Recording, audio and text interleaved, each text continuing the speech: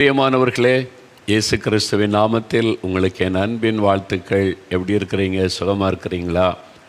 இது இந்த மாதத்தினுடைய முதல் நாள், ஒரு புதிய மாதத்தின் முதல் நாளுக்குள் வந்திருக்கிறோம்ல. இந்த மாதம் முழுவதிலும் ஆண்டவருடைய கரம் உங்களோடு கூட இருந்து உங்களை ஆசீர்வதித்து வழி நடத்துவதாக என்று உங்களை நான் வாழ்த்துகிறேன். இந்த நிகழ்ச்சியை பார்க்கிற எல்லா குடும்பங்கள், எல்லா தெய்வ பிள்ளைகள் எல்லாருக்காக இந்த மாதம் முழுவதிலும் கர்த்தருடைய கரம் கூட இருந்து நடத்த ஜெபங்கள் ஏறெடுக்கப்படுகிறது. உங்களுக்காக நான் ஜெபிக்கிறேன். இந்த நிகழ்ச்சியிலே உங்களை பார்ப்பது எனக்கு ரொம்ப சந்தோஷம். உங்களோடு சேர்ந்து ஜெபம் செய்வது எனக்கு ஒரு பெரிய மகிழ்ச்சி. ஒரு காலத்தில் தனியாக ஒரு சிறு கூட்டமாய் ஜெபித்து கொண்டிருந்தோம். இப்பொழுது உலகம் எங்கும் 160 நாடுகளுக்கு மேலே ஆண்டவருடைய பிள்ளைகளை இப்படி இணைந்து ஜெபிப்பது எனக்கே ஒரு புது பலனாக இருக்கிறது. ஒரு மன தைரியத்தை, சந்தோஷத்தை கொடுக்கிறது. நம்ம எழுப்புதலுக்காக ஜெபிக்கிறோம் எப்படி என்று எண்ணினது இப்போது ஆண்டவர் சீக்கிரத்தை அந்த எழுப்புதலை கொண்டு வந்து விடுவார் என்கிற பெரிய நம்பிக்கை உள்ளத்தில் உண்டாயிருக்கிறது. நீங்கள் எந்த தேசத்திலிருந்து இந்த ஜெபத்தில் இணைந்திருந்தாலும் நீங்கள் ரொம்ப முக்கியமானவங்க. உங்களுடைய குடும்பம் ரொம்ப ஆண்டவருக்கு முக்கியம். உங்களை நாங்கள் அதிகமாக நேசிக்கிறோம். உங்களை நான் நேசிக்கிறேன். உங்களுக்காக ஆண்டவரை நான் ஸ்தோத்தரிக்கிறேன். ஆண்டவரை துதிக்கிறது எவ்வளோ பெரிய சந்தோஷம் இல்லை? அவரை துதித்து புகழ்ந்து பாடும்போது நம்முடைய உள்ள மகிழ்ச்சியினால் பொங்குகிறாரு. ஆண்டவருக்கு ஸ்தோத்திரம். இப்போ நமக்காக ஜெபிக்கிற நேரம். முதலாவது சாட்சிகளை பார்த்துட்டு ஜெபிக்க போகிறோம். நம்ம தேசத்துக்கு ஜெபிக்கிறது தான் நம்ம முதலிடம் கொடுக்கணும். எதுக்கு முதல்ல நமக்காக ஜெபிக்கிறோம் அப்படின்னு நினைக்கிறீங்களா? நம்ம கிறிஸ்தவங்க மட்டும் கூடினா அது மாதிரி செய்யலாம். நிறைய கிறிஸ்தவர் அல்லாத மக்கள் இந்த நிகழ்ச்சியை பற்றி கேள்விப்பட்டு நமக்காக பிரார்த்தனை பண்ணுவாங்க. இயேசு அற்புதம் செய்வார், சுகம் கிடைக்கும், விடுதலை கிடைக்கும்னு சொல்லி வீடுகளில் காத்திருக்கிறாங்க. அப்படிப்பட்ட நிறைய பேரை நான் போகிற இடம்லாம் இன்றைக்கி சந்திக்கிறேன். அவங்க அவ்வளோ பயபக்தியாக சொல்லி ஐயா ப்ளஸ் பண்ணுங்கன்னு கேட்குறாங்க. இந்த நிகழ்ச்சியை பார்க்கறதுனால உலகம் எங்கிலுமே, எல்லா தேசத்திலுமே கிறிஸ்தவர் அல்லாத அநேக மக்கள் இந்த நிகழ்ச்சிக்காக காத்திருக்கிறாங்க. நமக்காக பிரார்த்தனை பண்ணுவாங்க, நமக்கு இயேசு அற்புதம் செய்வாருன்னு. அது மாதிரி நிறைய மக்கள் காத்திருக்கிறீங்க. உங்களை விசேஷமாக அன்போடு நான் வாழ்த்தி இந்த நிகழ்ச்சிக்கு வரவேற்கிறேன். உங்கள் மேலே இயேசு அன்பு கூர்ந்து தான் முதலாவது உங்களுக்காக ஜெபிக்க அவர் கட்டளையிட்டு இந்த ஜெபத்தை செய்கிறோம். இன்னும் லட்சக்கணக்காக தேவனுடைய பிள்ளைகள், ஊழியக்காரர்கள் நம்மெல்லாம் சேர்ந்து இந்த மாதிரி தேவையுள்ள மக்களுக்காக இணைந்து ஜெபிக்கணும். அப்படி இணைந்து ஜெபிக்கிறதுனால தான் இவ்வளவு அற்புதங்கள் நடைபெறுகிறது. சரி, ஜெபத்துக்கு முன்னால் சில சாட்சிகளை நம்ம பார்க்க போகிறோம். அதை நான் உங்களுக்காக வாசிக்கிறேன், கவனமாக கேளுங்க. இது மாதிரி ஏராளமான சாட்சிகள், ஆண்டவருடைய அற்புதத்தை பெற்றுக்கொண்ட மக்கள் எங்களுக்கு எழுதுகிறாங்க. எல்லாத்தையும் வாசிக்க டைம் இல்லைல்ல, அதனால் ஒவ்வொரு நாளும் ஒரு 4-5 சாட்சிகள், 2 வீடியோ அதில் நீங்கள் பார்க்க வைக்கிறோம். இது எதற்காகன்னு சொன்னால், இயேசுவை மகிமைப்படுத்த, உங்களுடைய விசுவாசத்தை பலப்படுத்த. இந்த அற்புதங்களுக்கு நீங்கள் பார்த்தீங்கன்னா எனக்கு சம்மந்தமே இல்லை. இந்த அற்புதம் பெற்ற மக்களை நான் நிறைய பேர் பார்த்ததே கிடையாது, சந்தித்ததே கிடையாது. அவங்களுக்கென்று நான் பிரத்யேகமாக ஜெபித்ததும் கிடையாது. அவங்க இந்த நிகழ்ச்சியை பார்த்து இருக்கிற இடத்துலேருந்து ஜெபிக்கிறாங்க. இயேசு தான் அற்புதம் செய்கிறார். நீங்கள் இந்த சாட்சியை பார்க்கும்போது தெளிவாக தெரிஞ்சிடும். அதனால் நீங்கள் மோகன்லாஸை பார்க்கணும், மனுஷனை தேடன்னு தேவையில்லை. இப்போ உங்கள் பக்கத்தில் இயேசு இருக்கிறார். இயேசு தான் முக்கியம். அவர்கிட்ட ஜெபித்தீங்கன்னா அவர் உங்களுக்கு அற்புதம் செய்து விடுவார். இந்த சாட்சிகளை நீங்கள் பாருங்கள். முதலாவது சகோதரி ஆனந்தி, திண்டுக்கல்ல இருந்து சகோதரி ஆனந்தி அவங்க தன்னுடைய அனுபவத்தை எழுதியிருக்கிறாங்க. நீங்கள் பாருங்கள். அவங்களுக்கு 2014 வருடம் எங்களுக்கு திருமணம் நடந்தது. திருமணமாகி சில மாதங்களில் கருத்தரித்து முதல் குழந்தை அபாஷன் ஆகிவிட்டது. அதுவே ஒரு பெரிய வேதனையில் அபாஷன் ஆகிட்டுன்னா அந்த தாயினுடைய உள்ளம் எவ்வளோ வேதனைப்படும். மறுபடியும் 2017 வருடம் கருத்தரித்து ஒரு பெண் குழந்தை பிறந்து 5வது நாளில் இறந்து விட்டது. இன்னது வேதனை, 2 இழப்பு. மனம் உடைந்து நாங்கள் சோர்ந்து போயிருந்த நேரத்தில் யூடியூபில் உள்ள சகோதரர் மோகன்லாசரஸ் அவருடைய தேவ செய்தி எங்களுக்கு மிகுந்த ஆறுதலாக இருந்தது. மேலும் குழந்தைக்காக சிகிச்சை பெற்றுக்கொள்ள மருத்துவமனைக்கு சென்றபோது பரிசோதித்த மருத்துவர்கள், உங்களுடைய கருக்குழாயில் அடைப்பு இருக்கிறது, அதை சரி செய்தால்தான் உங்களுக்கு குழந்தை பிறக்கும். கருக்குழாயில் உள்ள அடைப்பை சரி செய்ய சில லட்சங்கள் ரூபாய் செலவாகும் என்றார்கள். மேற்கொண்டு சிகிச்சை எடுக்க போதிய பண வசதி இல்லாததால் சிகிச்சையை தொடராமல் விட்டுவிட்டோம். எந்த சிகிச்சையும் இல்லாமல் ஆண்டவர் குழந்தை தருவார் என்ற விசுவாசத்தோடு வாரந்தோறும் ஒளிபரப்பாகும் இந்த ஜெபிக்கலாமாங்க நேரலை நிகழ்ச்சியை தவறாமல் நாங்கள் பார்த்து ஜெபித்து கொண்டு வந்தோம். எங்கள் ஜெபத்தை கேட்ட ஆண்டவர் கடந்த 2022 வருடம் ஜனவரி மாதம் ஒரு அழகான ஆண் குழந்தையை கொடுத்து எங்களை ஆசீர்வதித்திருக்கிறார். கடந்த 7 வருடமாக குழந்தைக்காக காத்திருந்த எங்களுடைய சோர்வுகளை மாற்றி எங்களை சந்தோஷப்படுத்தின இயேசுவுக்கு நன்றி செலுத்துகிறோம். இயேசு உங்களை சந்தோஷப்படுத்துகிற ஆண்டவர். அவங்களுக்கு துக்கம், ஒரு குழந்தை கருவிலேயே போயிட்டு ஒரு குழந்தை பிறந்து 5வது நாளில் இறந்து விட்டது. கருக்குழாயில் அடைப்பு, ஆப்ரேஷன் பண்ணாட்டா குழந்தை பிறக்க வாய்ப்பில்லை. அப்புறம் அதுக்கு செலவு பண்ண பணம் இல்லை. எவ்வளோ கஷ்டங்கள் இல்லை. அதுக்கு மத்தியில் அவங்க இயேசுவை நோக்கி கூப்பிடுறாங்க. ஆண்டவர் ஜெபத்தை கேட்டு அவங்களுடைய சந்தோஷப்படுத்தினார். ஆண்டவர் குழந்தை செல்வத்தை கொடுத்து உங்களுக்கும் இதே மாதிரி அற்புதத்தை இயேசு செய்வார். இழப்புக்கு மத்தியில் துக்கத்தோடு இருக்கிறீங்களா? இழந்து போனதை ஆண்டவர் திரும்ப தருவார். அடுத்து சகோதரி மேரி திருச்சியிலேருந்து அவங்க எழுதியிருக்கிறாங்க. நான் துணி தைக்கும் வேலை செய்து வருகிறேன். எனக்கு 12 வருடமாக தலைவலி இருந்து வந்தது. தலைவலி வந்துவிட்டால் எந்த வேலையையும் என்னால் செய்ய முடியாது. குளிர்ச்சியான உணவுகள் சாப்பிட்டால், தண்ணீர் மாறினால், இரவு சரியாக தூங்காவிட்டால், தலைக்கு குளித்து விட்டால் உடனே தலைவலி வந்துவிடும். நாளடைவில் என் கண்களில் பார்வை குறையவும் ஏற்பட்டது. ஊசியில் நூல் தொடுக்க முடியாது, சிறிய எழுத்துக்கள் தெரியாது, பைபிள் வாசிக்க முடியாது. இதனால் மருத்துவமனைக்கு சென்று பரிசோதித்துவிட்டு மருத்துவர்களின் பரிந்துரைப்படி கண்ணாடி அணிந்து கொண்டேன். கண்ணாடி அணிந்திருந்தால் தலைவலி இல்லாமல் இருக்கும், சிறிய எழுத்துக்கள் தெரியும். இப்படி 12 வருடமாக கண்ணாடி அணிந்து வந்தேன்.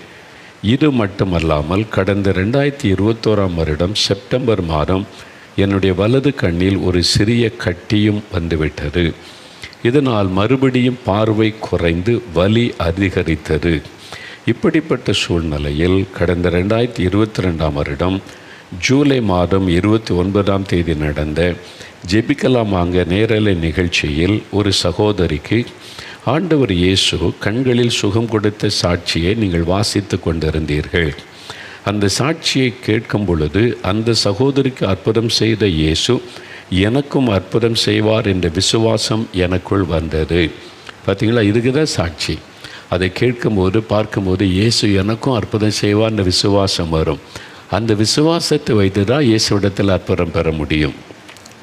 ஜெப நேரத்தில் மிகுந்த பாரத்தோடு என் கண்களில் கை வைத்து எனக்காக ஜெபம் செய்கிறேன். நான் ஜெபித்து கொண்டிருக்கும் பொழுதே தேவனுடைய வல்லமை மின்சாரத்தை போல என்மேல் இறங்கினதை நான் உணர்ந்தேன். ஜெபித்த அடுத்த நாளிலிருந்து கண்ணாடி போடுவதை விட்டுவிட்டேன். கண்ணாடி போடாமலேயே சிறிய எழுத்துக்கள் தெரிய ஆரம்பித்தது. கண்ணில் இருந்த கட்டியும் மறைந்து விட்டது. இப்பொழுது எந்த தலைவலியும் இல்லை. நான் நல்ல சுகத்துடன் இருக்கிறேன். 12 வருடமாக இருந்த என் தலைவலியை மாற்றி கண்ணில் இருந்த கட்டியையும் மறைய செய்து எனக்கு அற்புத சுகம் கொடுத்த இயேசுவுக்கே நன்றி செலுத்துகிறேன். 12 வருஷம் பிரச்சனை, கண்ணில் தலைவலி, கண்ணு பிரச்சனை, கட்டி வந்து விட்டது கண்ணில். இப்போ அவங்க விசுவாசத்தோடு ஜெபித்த போது இயேசு அற்புதம் ஆண்டவருடைய வல்லமை தன் மீது இறங்கினதை உணர்ந்தார்கள். இன்றைக்கு இயேசுடைய வல்லமை உங்களை தொடுவதை உணர முடியும். கண்ணில் பிரச்சனைனா கண்ணில் கை வைத்து நீங்கள் இயேசுவை நோக்கி ஜெபித்தீங்கன்னா கட்டாயம் உங்களுக்கும் இன்றைக்கு இதே மாதிரி அற்புதம் இயேசு செய்வார்.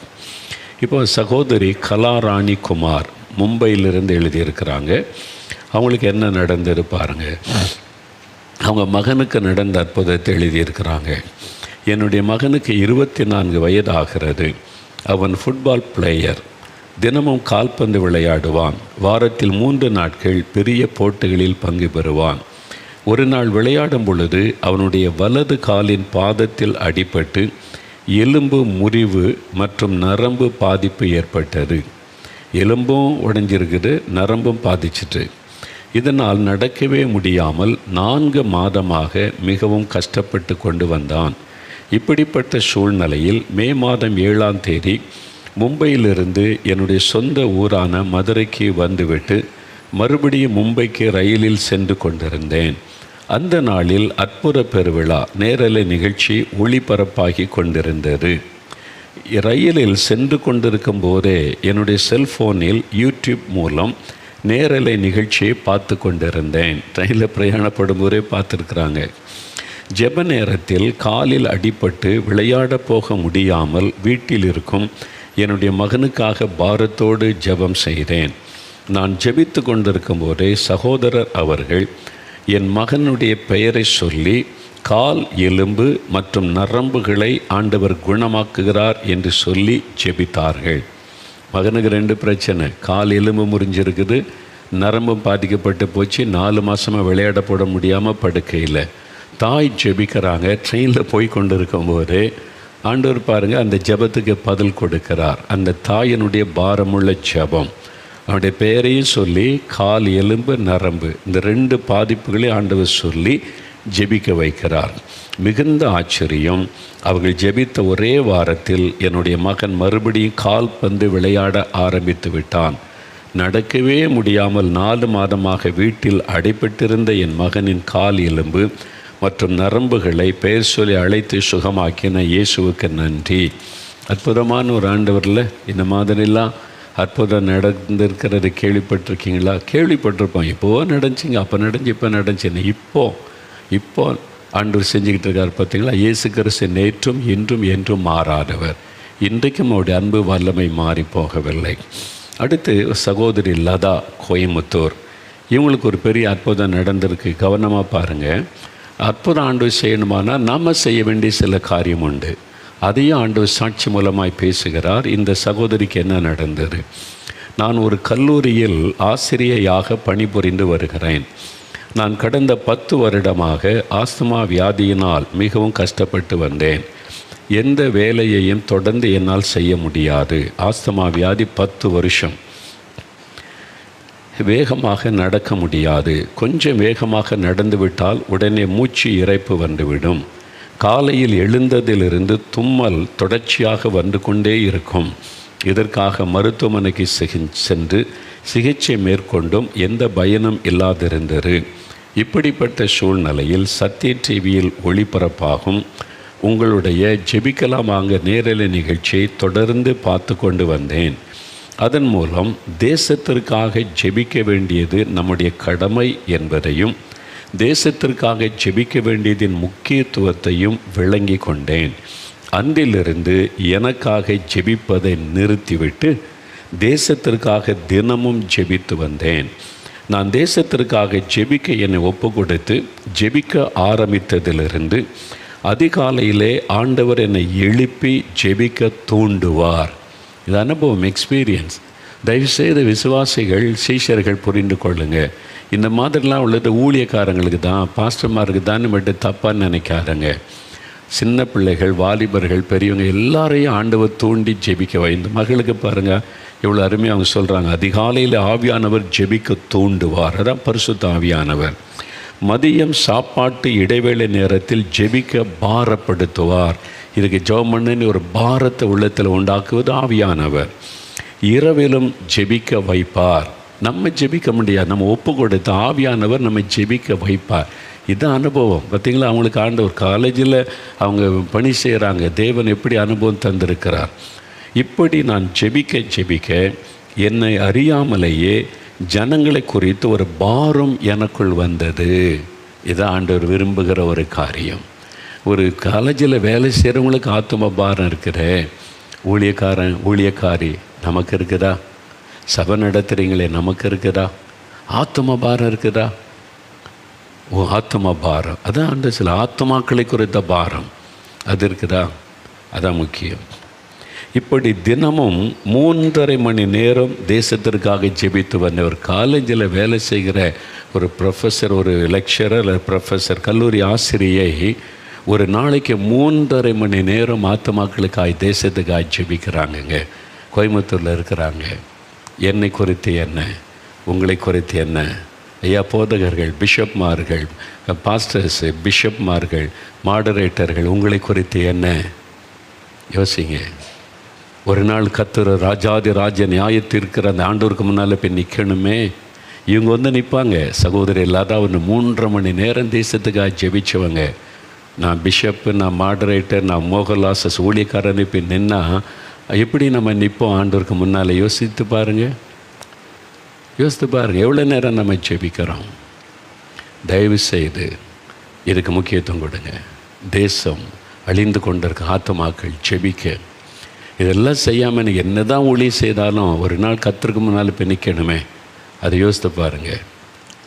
இந்த சகோதரியுடைய அனுபவத்துக்காக நான் ஆண்டவரை துதிக்கிறேன். காலேஜில் வேலை செய்கிறவங்க 3.5 மணி நேரம் ஜெபிக்கிறாங்கங்க. ஏன் முழு நேர ஊழியக்காரரே, நம்மை குறித்து என்ன, என்னை குறித்து என்ன, உங்களை குறித்து என்ன?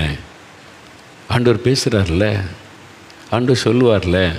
அவங்க காலேஜில் வேலை செய்கிறாங்க, குடும்பம் இருக்குங்க, அவங்க சமைக்கிறாங்க, பிள்ளைகள் கணவர் எல்லாத்தையும் கவனிக்கிறாங்க, வேலை செய்கிற அதுக்கு மத்தியில் 3.5 மணி நேரம் தேசத்துக்காக ஜெபிக்கிறாங்க. அந்த பாரத்தை பெற்றுக்கொண்டாங்களே. நமக்கு இருக்குதா? எனக்கு இருக்குதா? உங்களுக்கு இருக்குதா? யோசிங்க. இப்படி நான் தேசத்திற்காக ஜெபிக்க என்ன நடந்திருப்பாருங்க. 10 வருடமாக எனக்கு இருந்த ஆஸ்துமா வியாதி எப்பொழுது சுகமானது என்று கூட எனக்கு தெரியவில்லை. இப்பொழுது என் சரீரத்தில் எந்த பலவீனமும் இல்லை, ஆஸ்துமா வியாதியும் இல்லை. நான் நல்ல சுகத்துடன் இருக்கிறேன். முன்பு இருந்த மூச்சு இறைப்பு, தும்மல் இப்பொழுது எனக்கு இல்லை. நான் எல்லா வேலைகளையும் நன்றாக செய்கிறேன். நான் தேசத்திற்காக ஜெபித்ததினால் 10 வருடமாக எனக்கு இருந்த ஆஸ்துமா வியாதியை மாற்றி எனக்கு பூரண சுகத்தை இயேசு கொடுத்தார். வியாதிப்பட்டிருக்கிற கிறிஸ்தவர்களே, வியாதிப்பட்டிருக்கிற தேவ ஊழியர்களே, ஜெபிக்க ஒப்பு கொடுங்க. தேசத்துக்காக உங்கள் நோய் சுகமாகும். வேதத்தில் ஆதாரம் இருக்குதா? இருக்குது. யோபு தன் சிநேகிதருக்காக கர்த்தரிடத்தில் பரிந்து பேசி ஜெபித்த போது அவனுடைய வியாதி மாறி சிறையிருப்ப மாறினார். இன்னும் இருக்கல. இது மாதிரி எத்தனை சாட்சிகள். 10 வருஷமாக அந்த ஆஸ்துமா வியாதி, அதுக்காக ஜெபிக்கவே இல்லை, தேசத்துக்காக ஜெபிச்சாங்க. ஆண்டவர் சுகம் கொடுத்துட்டார். ஆண்டவர் கேட்பார்ல, நான் இருக்க உன்னை குணமாக்கணும். ஆண்டவர் ஊழியம் செய்கிறேன்னு. யாருக்கா ஊழியம் செய்கிற? காணிக்கை ஊழியம் செய்கிறியா? புகழுக்கு ஊழியம் செய்கிறியா? சொத்து வாங்க ஊழியம் செய்கிறியா? நான் ஏன் உன்னை குணமாக்கணும் கேட்பார்ல ஆண்டவர். தேசத்துக்காக ஜெபிக்கிறியா? ஆத்துமாக்களுக்காக ஜெபிக்கிறியா? உன்னை அழைச்சது ஆத்துமாக்களுக்காக. நீ அதை மறந்துட்டு இடம் வாங்குறதையும் கட்டடம் கட்டுறதுலையும் பணம் சேர்க்கறதுக்கு தான் நான் கவனம் செலுத்துகிறேன். எதுக்கு நான் உன்னை குணமாக்கணும் அப்படின்னு சொல்லிட்டா நம்ம என்ன செய்வோம்? யோசித்து பாருங்கள். என்னை சேர்த்து தான் நான் சொல்கிறேன். இதெல்லாம் வாசிக்கும் போது எனக்கே ஒரு நடுக்கமாக இருக்குது. நம்ம எப்படி ஜெபிக்கிறோன்னு எனக்கே உணர்த்துகிறது. நம்ம இன்னும் எவ்வளோ ஜெபிக்கணும் இல்லை? தயவு செய்து கிறிஸ்தவர்கள், தெய்வ பிள்ளைகள், ஊழியர்கள் நம்ம சிந்திக்கணும், மனம் திரும்பணும். அடுத்து சகோதரி மேரி, கன்னியாகுமரியிலேருந்து இன்னொரு மேரி என்கிற சகோதரி எழுதியிருக்கிறாங்க. அவங்களுக்கு என்னென்னு பாருங்கள். இவங்களுக்கு கண்ணில் பிரச்சனை. 2 பேர், 2வது சாட்சி. அப்போ இன்றைக்கி கண்ணில் பிரச்சனையுள்ள நிறைய பேர் இயேசு குணமாக்க போகிறான்னு விசுவாசிக்கிறேன். கண்ணில் பிரச்சனையாக, கண்ணு தெரியலையா, கண்ணில் வேதனையாக, கட்டியா, இன்றைக்கி அற்புதம் நடக்கும். செபிக்கணும். அவங்க எழுதுகிறாங்க, என்னுடைய கண்களில் கிளக்கோமா என்கிற நோயினால் பாதிப்பு ஏற்பட்டது. கிளக்கோமா என்கிற நோய். இந்த நோயை முற்றிலும் குணமாக்க முடியாது. அதனால் உங்கள் வாழ்நாள் முழுவதும் கண்களில் மருந்து ஊற்றிக்கொண்டே இருக்க வேண்டும் என்று மருத்துவர்கள் சொல்லிட்டாங்க. இது குணமாக்க முடியாத வியாதி, மருந்து ஊற்றிக்கிட்டே இருக்கணும்.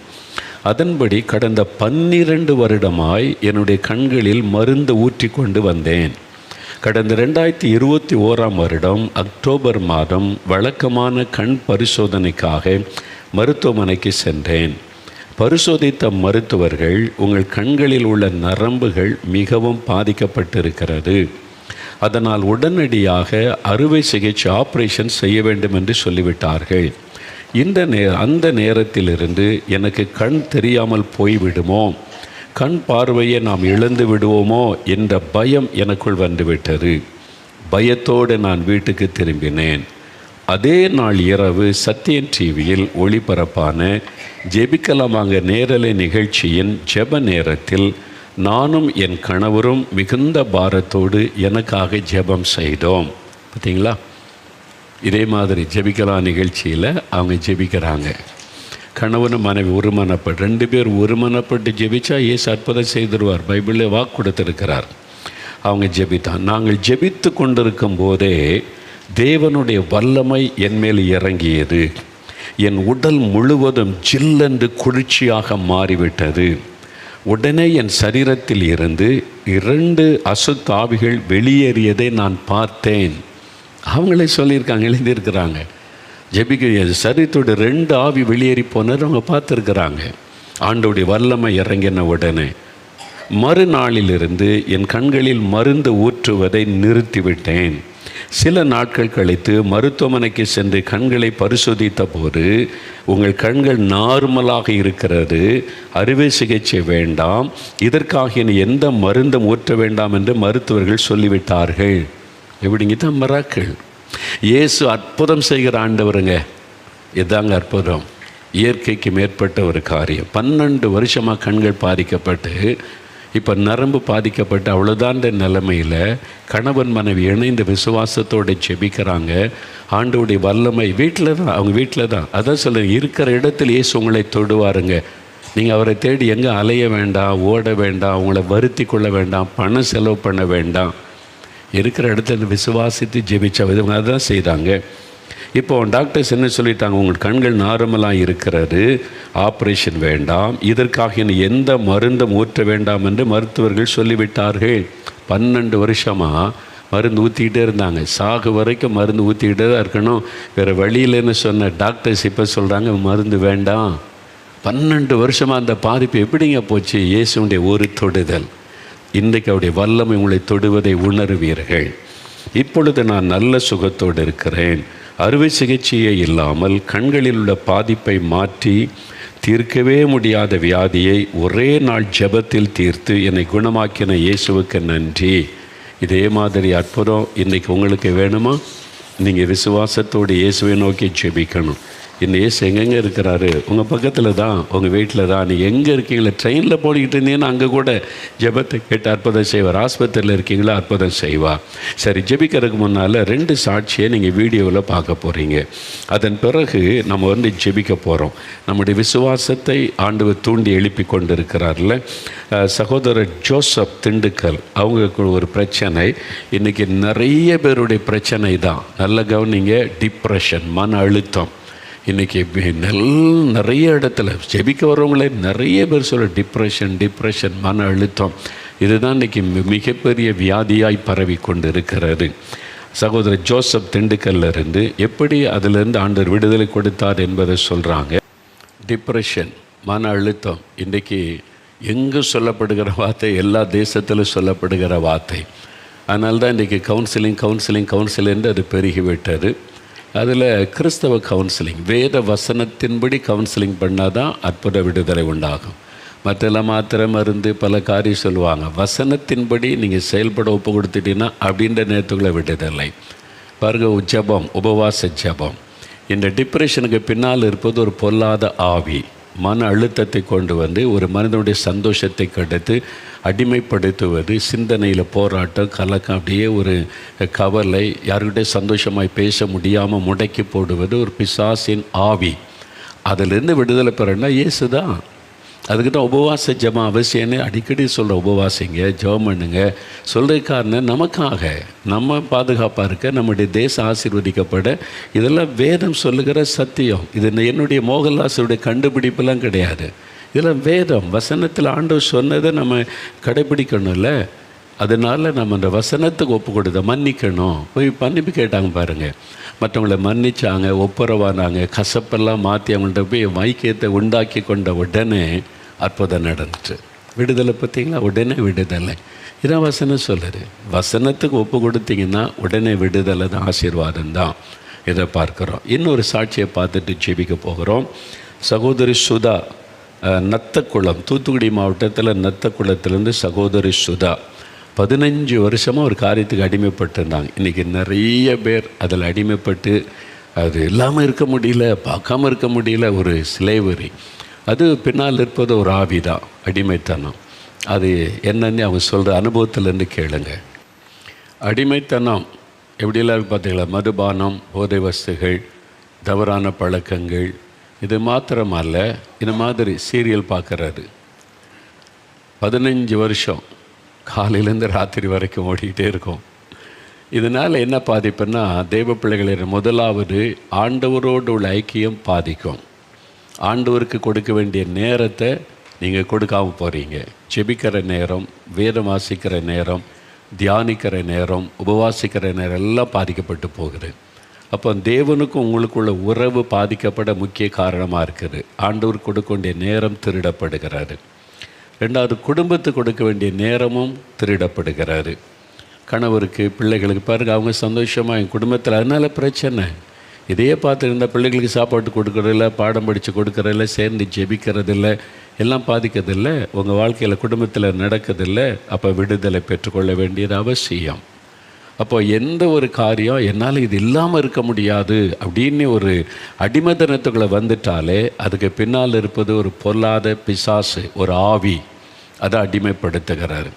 அவங்க நேரில் வந்திருக்கிறாங்க, அவங்க உண்மையாக ஜெபிச்சிருக்காங்க, எனக்கு விடுதலை வேணும், 15 வருஷமாக அதுக்கு அடிமைத்தனத்தில் இருக்கிறாது, பார்க்காம இருக்க முடியலன்னு சொல்லி ஜெபிக்கும்போது அவங்க கீழே விழுந்துட்டாங்க. காரணம் என்னென்னா, இந்த ஆவி அவங்கள விட்டு போயிட்டு, அந்த ஆவி தான் அவங்கள அடிமைத்தனத்தில் வச்சு நீ பாரு பாரு பாரு, நேரத்தை திருடுகிற ஆவி, குடும்ப சமாதானத்தை கெடுக்கிற ஆவி, ஏதோ ஒரு காரியத்தில் நம்ம அடிமைத்தனத்துக்குள்ளாக்கி குடும்ப ஆசீர்வாதத்தை, ஆவிக்குரிய ஆசீர்வாதத்தை கெடுக்கிற ஒரு ஆவி. அந்த ஆவி வெளியேறி போன உடனே நெக்ஸ்ட் டேல இருந்து 15 வருஷமாக அந்த பழக்கம் மாறிட்டு பாருங்களேன். இப்போ பைபிள் வாசிக்கிறாங்க, ஜெபிக்கிறாங்க, கணவரோட பிள்ளைகளோட மகிழ்ச்சியாக இருக்கிறாங்க. அப்போ அறிந்து கொள்ளுங்க, இந்த சீரியல் மூலமாக நிறைய தவறான நம்பிக்கைகள் பரப்பப்படுகிறாரு. நிறைய தவறான காரியம் மக்களுடைய மனதில் விதைக்கப்படுகிறாரு.